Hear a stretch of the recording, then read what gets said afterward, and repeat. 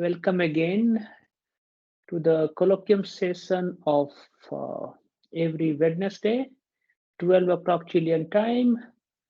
Today we have Renjith from Indian Institute of Science, and he will be talking about some of his research connected to his PhD thesis. Renjith, you will be having something like 45-50 minutes, and then last 5 to 10 minutes we will keep for the comments and observations.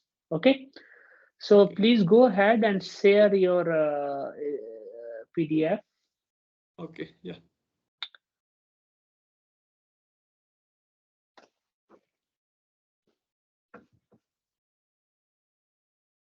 My screen is visible? Yes, it is. Yeah.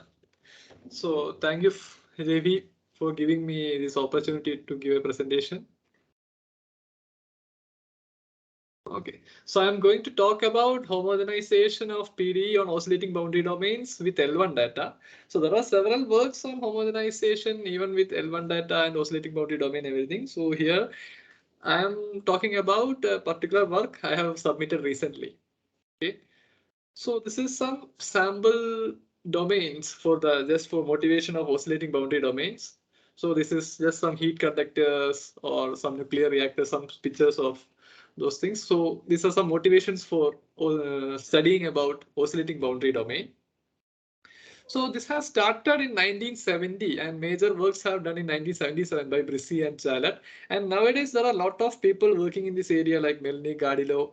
Even a lot of people in our team are also working a lot on oscillating boundary domain. Also, we are doing a lot of optimal control problem, homogenization of optimal control problem, a lot of things in oscillating boundary domains.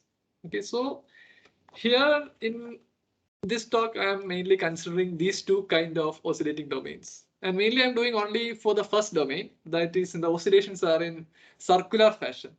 So here the oscillations are going only in the angular manner, not on the horizontal direction. Here these are very general references and the oscillations are in horizontal direction. So here in the first domain also the oscillations are of general kind. It's not like exactly the same figure, but it's very difficult to draw a general structure. That's why I draw this picture. So in both cases, there is no specific structure like triangle or rectangle, anything for the oscillating figure. So both figures are very general oscillations. So these are just sample pictures. So already the homogenization results, a lot of papers are published in these kind of domains. Actually, the first work was done by Ayyappan Nandakumar and Ravi Prakash in these two domains. They have developed an unfolding operator for these two kind of domains, and they studied an elliptic P.D.E, one in semi-linear elliptic P.D.E, and after that they have done a lot of optimal control problems also and in this kind of domain. So all those works were with L2 data. So since for the P.D.E with L2 data we have very good Hilbert space structure and everything, we have a very rich data for working with L2 data. So now my aim is to do it with L1 data. There are already a lot of works with L1 data. Mainly the first work, I mean, as far as my literature is concerned, the first major work is by, this is the first one, Philippi Benilla and Lucy Boccardo and these people. It has started in 1995 and they have done a very detailed analysis of L1 theory of nonlinear elliptic P.D.E. But it is not homogenization paper, it is just an L1 theory for elliptic P.D.E. After that, there are for homogenization purpose, there are only two papers actually in homogenization with L1 data. That is mainly one is with Antonio Gardilo, Oliver Gibb, and F. Murat. It's on oscillating boundary domain, but it's a homogenization of brush problem. So in the oscillating domains, all the oscillations are of pillar type. So here the domain I saw, this is all the oscillations are of general type. There is no specific structure for the oscillation. So in the circular domain also, we don't have any particular structure. But in this paper, they are doing it with pillar type oscillating domain. But they didn't assume any periodicity, but they have assumed some different condition to attain the result. So it is one of the very important paper in homogenization on oscillating boundary with L1 data. Okay, it's published, it's a very big paper, around 60-64 pages. And then another work is by Patricia Donato and Oliver Gibb. it's on perforated domains. Okay. So this Oliver Gibb is also, he has a lot of paper. He's especially a specialist in L1 data problem. Most of his works are in on L1 data. He has some other log L log L data type work, and he has done a lot of works in L1 data. Now I'm going to my domain description, because now I'm only doing with this circular oscillating domain, because actually the usual domain is much more simpler than this. If we can do it here, the same steps will work here. Okay, so I am going to define this domain. Okay. So these are the basic definitions for our domain description. So I'm taking two subsets on R2. So this one is O plus, it's an annulus with radius R0 to R1, and a bigger annulus from R1 to R2. So now I want something to oscillate. So a reference cell. So we are making that oscillations based on that reference cell. That reference cell is gamma. It is a subset of O plus. So here it's not a random subset. We are, for doing the analysis, we will assume some conditions on that so that our analysis should work. So that the conditions I will say later. And we are defining our oscillating domain as, it will be, since theta is already periodic, we don't need to assume any in the imaginary part, sorry, the fractional part or integral part or anything. Since it is theta is 2pi periodic, this thing will work. So this O epsilon such that all or theta by epsilon will belongs to gamma. So in the second stage, this gamma will be only up to 0 to 2 pi. The gamma will be in the omega 1. So if epsilon is equal to 2, it's 0 to 2 pi it will come, and 0 to pi it will come, and pi to 2 pi it will repeat again. So in that manner it will cover the whole omega epsilon. And sorry, I'm confusing with this O epsilon and omega epsilon. Whenever I'm saying omega epsilon, it means O epsilon only. Okay, then O epsilon is the closure of these two spaces, O epsilon plus union O minus, and O is the full domain. Okay, so I will. So these are the some conditions we need on gamma. So first one, I am defining the set Y of R. Y of R is a subset of real line such that R theta belongs to the reference cell. And we are assuming these following properties. First one, for each R, the Y of R should be connected. So you can't have disconnections in each Y of R, because then it will affect some analysis inside. And this one, there exists a positive integer such that the measure of this should be lies between two positive numbers. So it can't convert to somewhere it should 0. So it can't have sharp edge to that side. So these properties should be there to do the analysis. So these are the only two properties we are assuming on reference cell. We don't have any conditions like it should be some rectangle or square like that. So only these two conditions we are assuming on. So this is some pictorial representation. This is a reference cell gamma. And for oscillating domain O epsilon, this will be and the limit domain. Okay. Now we will go to problem description. So here we are taking for the elliptic P.D.E, our matrix is also depending on epsilon. So that's why we are taking a periodic matrix. So since oscillations are in angular direction, we are taking the periodicity of the matrix also in angular direction. Okay, so this R and theta are polar coordinates. So it is 2 by 2 matrix, and all this A should satisfy all the conditions, like it should be uniformly elliptic, bounded, and it should satisfy theorem type functions, everything. And then we are defining a function A epsilon of R theta is equal to, in the top part we need that periodicity. Bottom part, since there is no oscillations, it's not needed. Okay, so A epsilon of R theta is equal to A of R theta by epsilon in the upper part. I mean O plus means in this portion. This is a, yeah, here O plus means the inside portion and O minus means outside portion. So in the limit domain also, inside circle, inside annulus is O plus and outside circle is O minus. So O plus means in this part. So in this part we are taking the oscillations, and in this part we are not taking oscillations. So that's how we are defining A epsilon of R theta. So it's a periodic with respect to theta. And now we are considering our basic problem. So here this is, for here F is in L1 of O. If it is F2 of O, we know that it has unique solution and everything. So here we are taking F belongs to L1 of O, and we have to deal with the solution. So we should interpret the solution in some different way. We can't say that it is in H1 of omega or anything, because here we have only F in L1 of omega. So since it is in L1 of omega, we are interpret the solution as renormalized solution. So for L1 data problems, there are different kind of interpretation for solution like entropy solution and other things. But here we are using renormalized solution. So what will be the simple way to do that? For the thing is, since we know that in these are all bounded domains, L2 of omega is contained in L1 of O. So we will, and it is dense also. So you will get a sequence in L2 of O such that it will converge to F strongly in L1O. Then the rest of the things are quite predictable, right? So we are taking a sequence F and O belongs to the subset L2 of O. Then it will convert to F strongly in L1 of O. Okay. Then we are taking, so for each Fn, what we are doing is in this problem, in place of F, we are giving Fn. Since we have a sequence Fn converges to F, so in place of F, we are giving Fn. So for each Fn, since it is, then it will become an L2 problem. So for our L2 problem, we will have a solution. Okay. So name that solution as Un epsilon. Okay. So for each Fn, we will get a solution Un epsilon with source term Fn. Now our aim is to show that this Un epsilon should convert to somewhere. Okay, so for that we need to prove that it is Cauchy.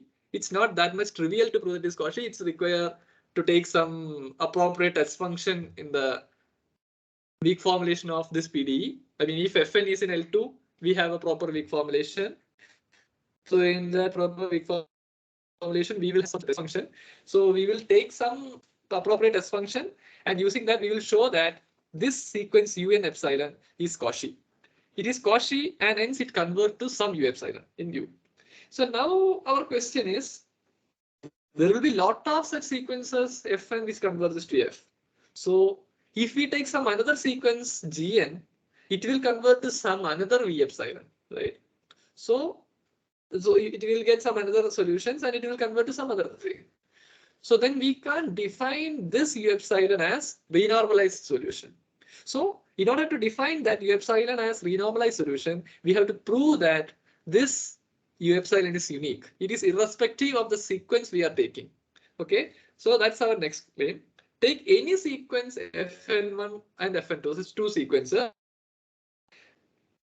such that both are converging to F. And their corresponding solution sequence, because as we are taking test functions Fn1 and Fn2 in the previous problem, then you will get the solution sequences Un epsilon 1 and Un epsilon 2 with the solutions. Then we have that both sequences are Cauchy, hence it will convert to something in L1. So Un epsilon will convert to U1 epsilon and Un2 epsilon will convert to U2 epsilon. Now we have to prove that this U1 epsilon and U2 epsilon are same. For that, we will consider this sequence, this F1, F2. I mean, just concatenate these two sequences. First take first element of first one, then first element of second one. Then again, in that sequence, we are arranging.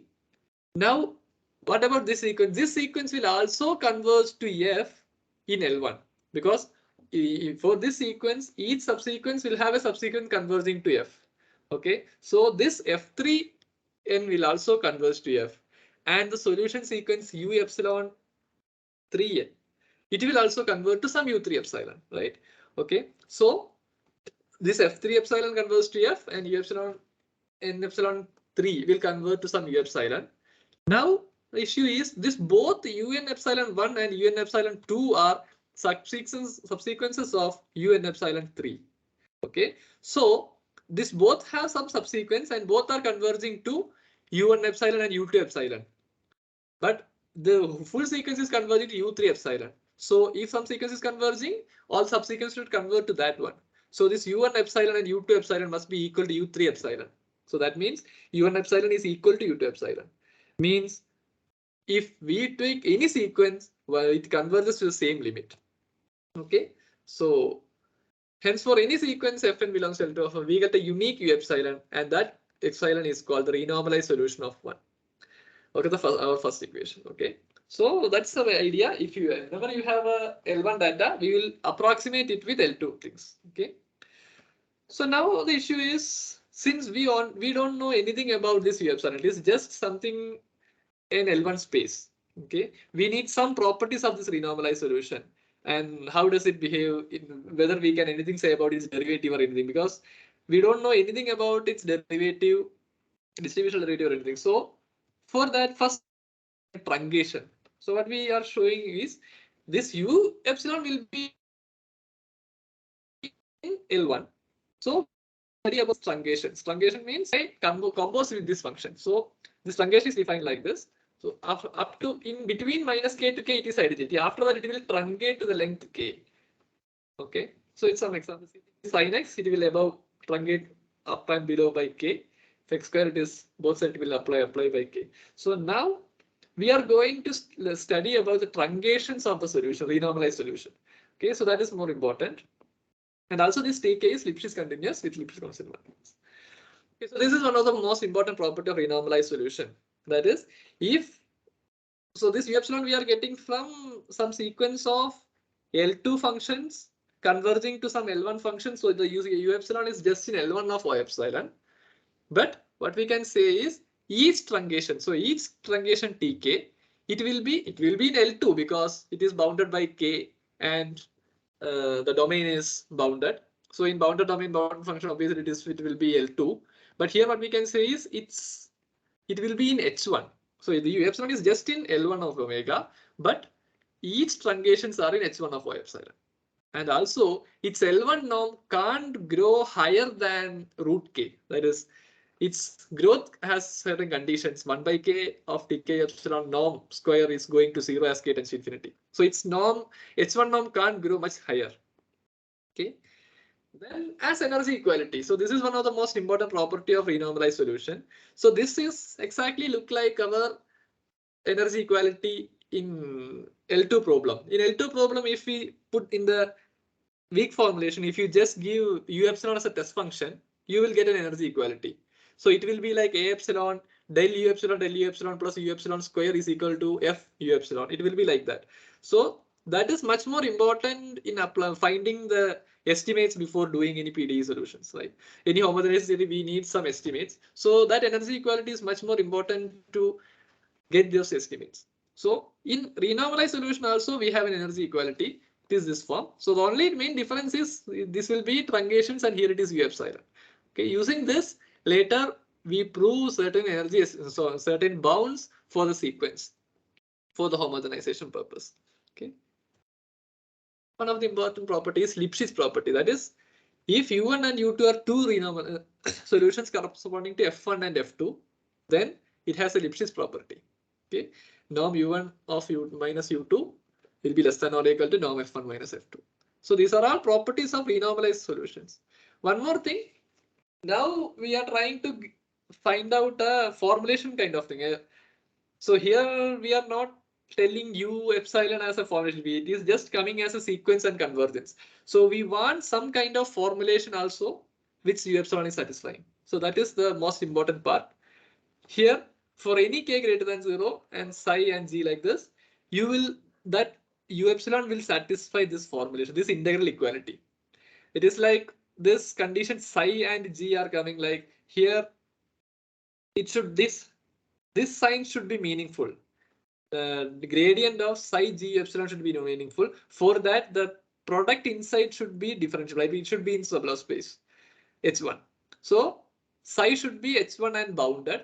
And this g of u epsilon, this is g is function, a real valued function, but we know that the composition may not be differentiable all the time. So for that, for us using Stumbacher's theorem, we know that it has to be some piecewise differentiable. So that's the condition we are giving here.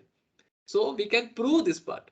Okay, so this is one of the most important formulations satisfied by renormalized solution. So if you have a sequence fn converges to f, by that you will get a sequence u epsilon limit as u epsilon that we call as renormalized solution. It will satisfy all these properties. And conversely, we can say that you can say this as a formulation. Okay, so these are all very basic literature theory from renormalized solutions. Okay, so we can define renormalized solution like this. So it is like if we can find out a u epsilon belongs to L1 of omega epsilon such that all truncations are in H1 of y epsilon with this growth condition and it should satisfy the formulation, then it will be the renormalized solution of our P.D.E. Okay, so if we can say both ways. Okay, so in this way we can, this is what we call the renormalized formulation of the P.D.E. one. Okay, now we can go to the homogenization part. So the homogenization part, for even for the solution, what we are doing, we were approximating using L2 data. So for the homogenization part also, first we will do it with L2. Actually, for the L2 part is already done. So, but I'm saying it here. For the L2 part, first we will describe the homogenization part of L2. Then we will find a limit problem. Then for that limit problem, there will be a data. For that renormalized solution. Okay, so you will have a limit problem. You will find a renormalized form. Then our claim is that renormalized formulation is the limit problem we want here. Okay, so here we have functions with L1 data. So our aim is to first find the L2 limit problem. Okay, so this is homogenization L2 data. First, let f belongs to L2 data in problem 1. So this will be the variational formulation. Okay, all very well known. Now, since the oscillations are in angular direction, we need to calculate this, first convert it into polar form. For that, I am doing some simple calculations here. So this is in terms of polar coordinates, we can write the gradient. So dou u by dou x will be this multiplication. I am calling this q as this matrix. Okay. So this will be the coordinate transformation. So in this coordinate transformation, we can write. So in this term, we only need to convert the first part, because second part it is just like we don't need to do anything because there is no derivatives coming. We can directly convert it to the polar form. But here, since the gradient part is coming, we need to convert it. So for that, a epsilon del v can be written as, it will just rename like this. So this is dot product, not a del u epsilon dot del u. So here it will be a epsilon q acting on this dot product with q acting on this. So both this part also like this. Then after some calculation, we can write like this. It is q transpose a epsilon q multiplied by this. Okay. Then using this, we can convert this part, this whole equation into polar form. And also, we don't need it in the omega minus. We need only it in omega epsilon plus. Okay, because in omega minus there is no oscillation. Nothing is there. So we are converting only the equation in the upper part. Okay, so polar form we can write like this. So find u epsilon belongs to h1 of o epsilon such that this is a resultant matrix. So this is a matrix is nothing but I'm just calling it as this matrix. This q transpose a epsilon q as alpha epsilon, gamma epsilon, beta epsilon, eta epsilon. Okay, so this is the form we are writing. So now we have what we can say about this matrix. So since a epsilon is all the properties, elliptic, bounded, every properties we have. So using that property, since A is coercive, and this q transpose, q is this matrix. So here it's just only 1 by r is coming, otherwise it is a rotation matrix. So we know that its transpose is inverse. So this q transpose q is nothing but 1 by r square times I. And since we are taking the annulus away from 0, both annulus are away from 0, this 1 by r square is bounded above and below. So it doesn't create any trouble. Okay, there won't be any singularities. So this q transpose a epsilon q is also coercive. Okay, there won't be any change. It's like a similar kind of matrix it will come. So even after converting to polar form, we don't have any issue with this matrix. And so this entire thing will be in very decent form only. Okay. Now to do the analysis here, we need unfolding operator we are using. So I'm just getting the unfolding operator. It's always defined by Ayyappan, Ravi and Nandakumaran in their calculus of variation P.D.E paper. I'm just recalling the definition here. We need that. Okay. So this is unfolded domain, and unfolding operator, unfold T epsilon u, and this is defined by this. Now, by this unfolding operator, we need to know what will happen for this coefficient matrix. So there will be a coefficient matrix here. So we need to find what will the unfolding operator will do for all these things. Okay. So for this, it will be T epsilon q T a epsilon q. Now, if you take it inside, I will tell you the reasons to take these things inside. So this a epsilon is a of r theta by epsilon. So it's just from the definition of the unfolding operator, we will get it by A of r theta, and these two things are not at all depending on, it's not depending on epsilon, so no issues. So we will get like T epsilon of Q transpose A epsilon Q will be some function like this. So I will denote like alpha, beta, and gamma, eta. Okay. So then properties of unfolding operator, it is linear. And this is an integral equality for unfolding operator. And if the derivative properties, if it is in H1, then all these derivatives will exist. And we have, these are very usual properties of unfolding operator. Then if U epsilon converges strongly in L2, then T epsilon U epsilon will converge strongly in L2 of unfolded domain. And this averaging out, if T epsilon U epsilon converges to U weakly, then U epsilon tilde will weakly convert to its average out. Okay. Now we have a uniform bound on norm U epsilon H1 of O epsilon less than or equal to C. So then again using this integral equality, we can prove that the unfolded sequences are also bounded. Okay, so T epsilon U epsilon and its derivatives, everything is bounded. So since L2 from the convergence properties, we can say that this T epsilon U epsilon will convert to something. And using some simple methods, we can prove that it is the derivative also. T epsilon of dou U epsilon by dou R will weakly convert to dou U plus by dou R. And by taking some suitable test functions and everything, we can prove that dou U epsilon by dou theta will convert to minus beta by eta of dou U dou R. And in the denominator part, I mean, sorry, not denominator part, in the O minus part, U epsilon will convert to some U minus in H1 because there is no issue with domain. So there is a single domain there. So it will convert to U minus. Okay. Also, you can prove that this U epsilon is independent of the third variable. So actually T epsilon U epsilon is for three variables, R, theta, and tau. But you can prove that this U epsilon is independent of the third variable. So this U epsilon will belongs to L2 of O plus. And also we can prove that this U plus and U minus will agree on the interface. So that is in between omega plus and omega minus, there is an interface gamma naught. In that gamma naught, the both things will agree, U plus and U minus. Hence, you just call U is equal to, in upper part just U plus and your lower part just U minus. Then this U belongs to this space because here U is differentiable with respect to R in O minus and with respect to R in O plus. And they agree on the boundary. So we can say that dou psi by dou R belongs to the whole set dou omega and the below part is in H1 of O minus. So this U belongs to the space V of O. So this is our solution space V of O. So we are going to prove that it has a unique solution in this domain. Okay. Now we are considering a psi, it's a test function in C of omega closure, and we are using that test function in the weak formulation. Okay. So now we are passing the limit by applying unfolding. Okay. So after applying unfolding, so this Q transpose A epsilon Q, it will go to alpha, beta, gamma, eta, and this dou U epsilon by dou R, it will go to dou U by dou R. This one will go to minus beta by eta dou U by dou R. These things will go to dou psi by dou R, dou psi by dou theta.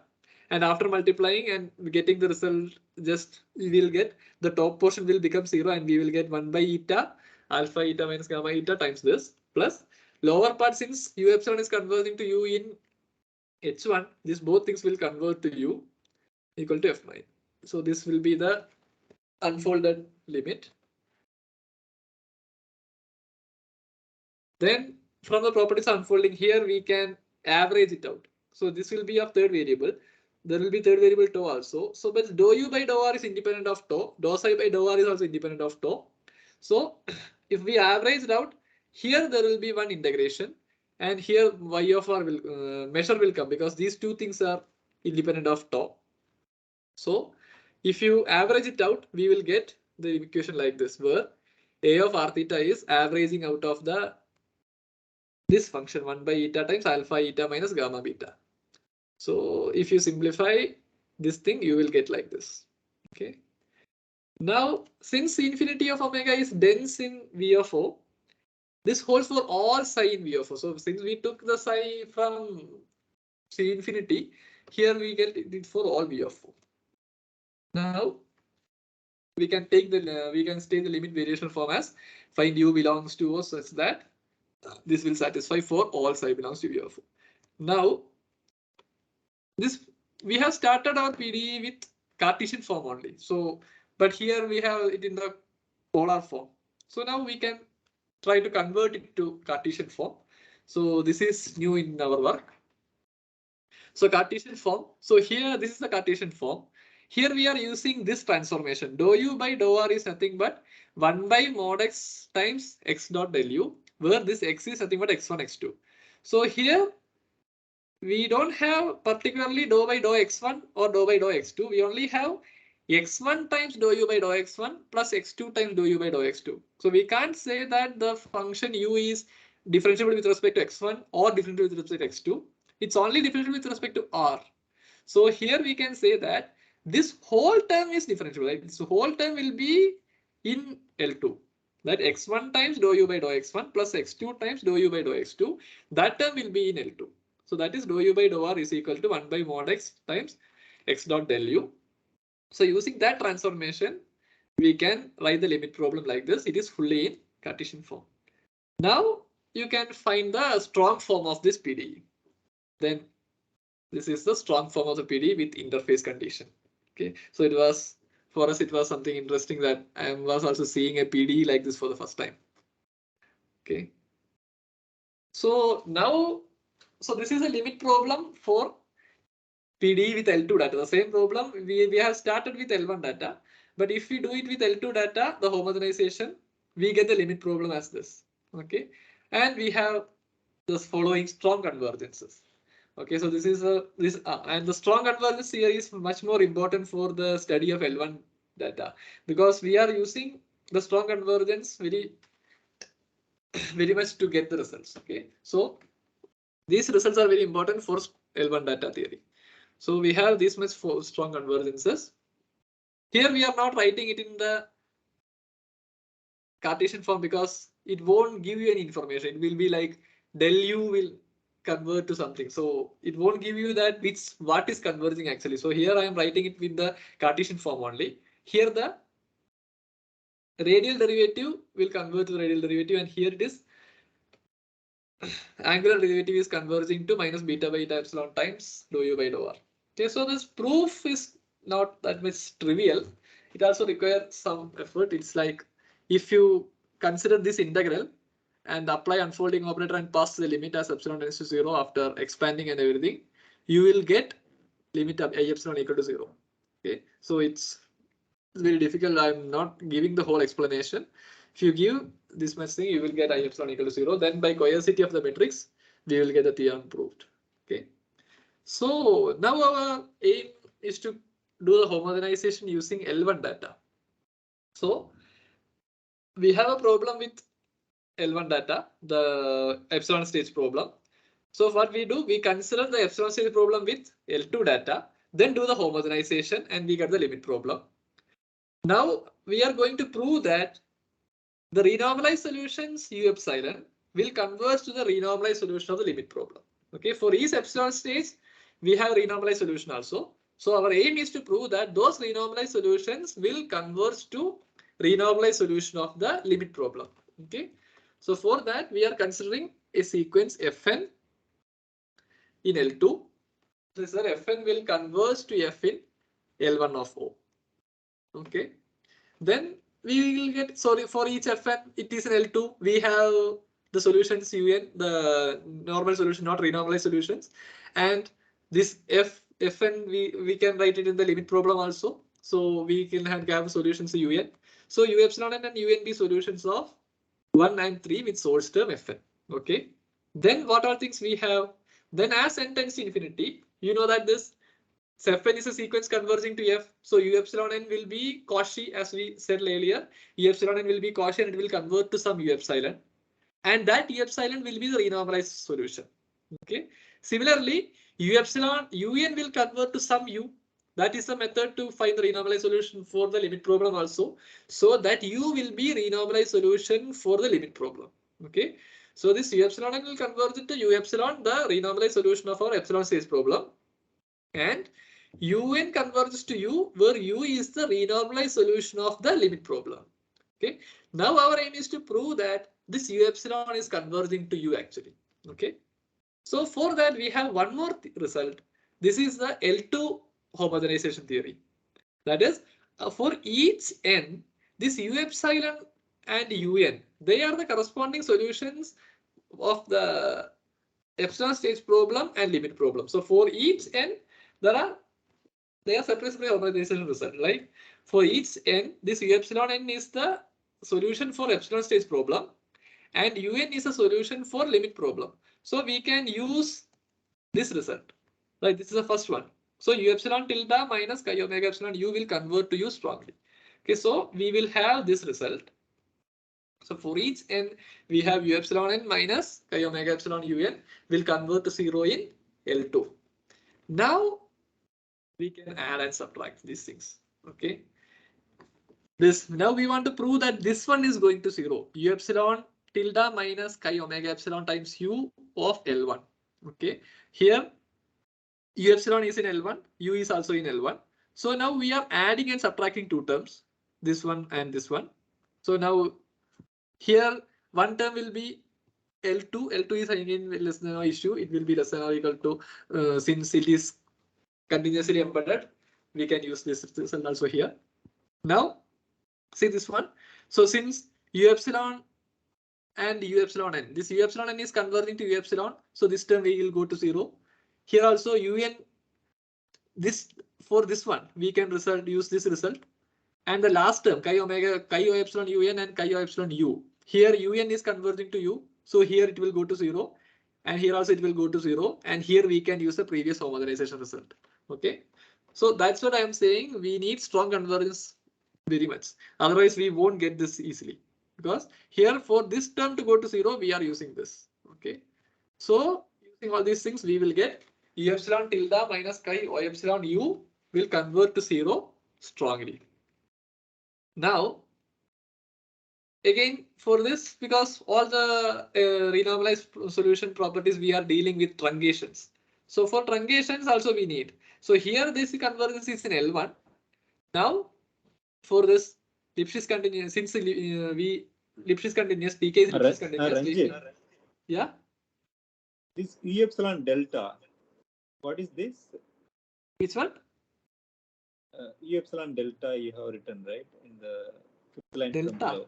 Tilde, yeah. Yeah, in this the one. L1 norm you... Here. Yes. What is the solution of which equation? U epsilon tilde. Yes. It is a epsilon stage problem.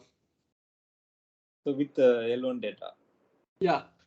And extension by 0, it looks like.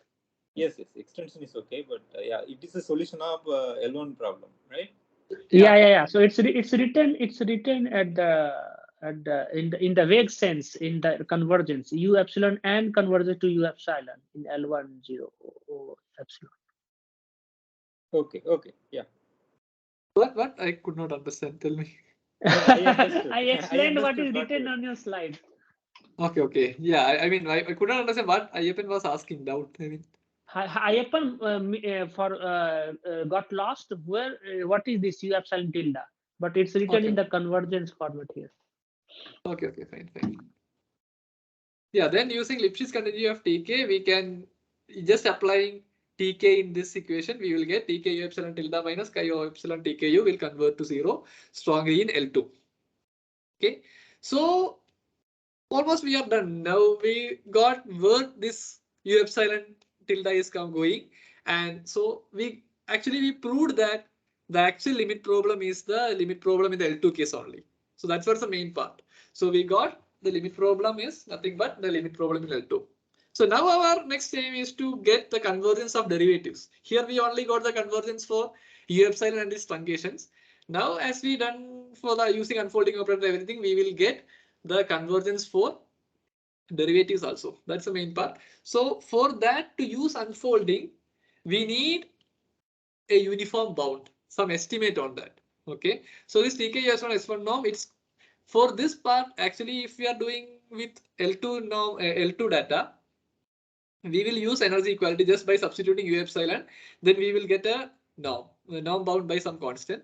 But here we can't do it directly. But that's why I told you before that you will have an energy estimate, energy equality. Using that energy equality, we can prove that it is uniformly bounded. Okay, then by using that uniformly bounded, again using unfolding operator, we can get that unfolded sequences are also bounded. Then it will convert up to subsequences, all the things will converge. This TKU epsilon will convert to some P, the derivatives will some Q, R, and S. Okay. Now we don't know what this P is. Because we can't give the U vaguely because we already taken U something else. U is a solution of some renormalized solution. So we don't know whether it will convert to that same thing or not.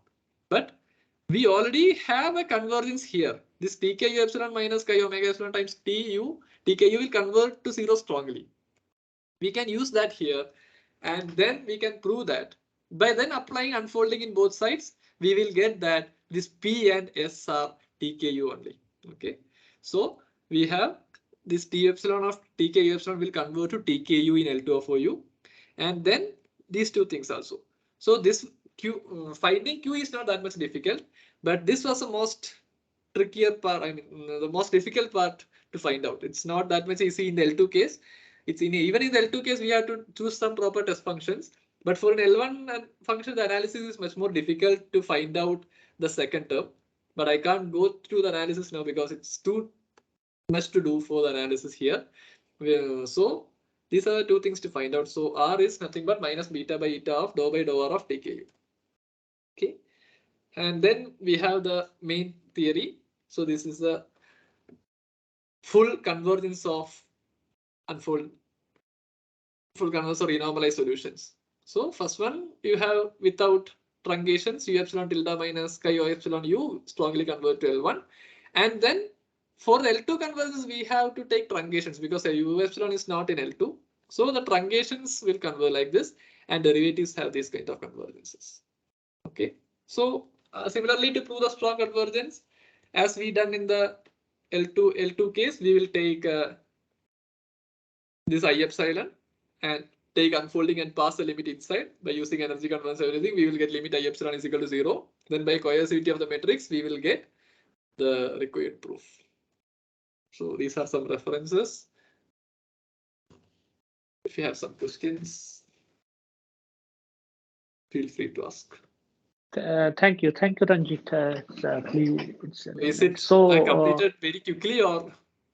No, it's okay. It's perfect. It's simply perfect. Don't let your screen go. Make it full screen so that people can ask or comment something. Okay, Renjith, you go to this unfolding operator definition.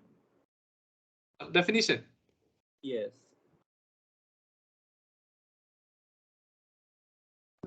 Go to next page. Yeah. Next. After this definition, yes. Next.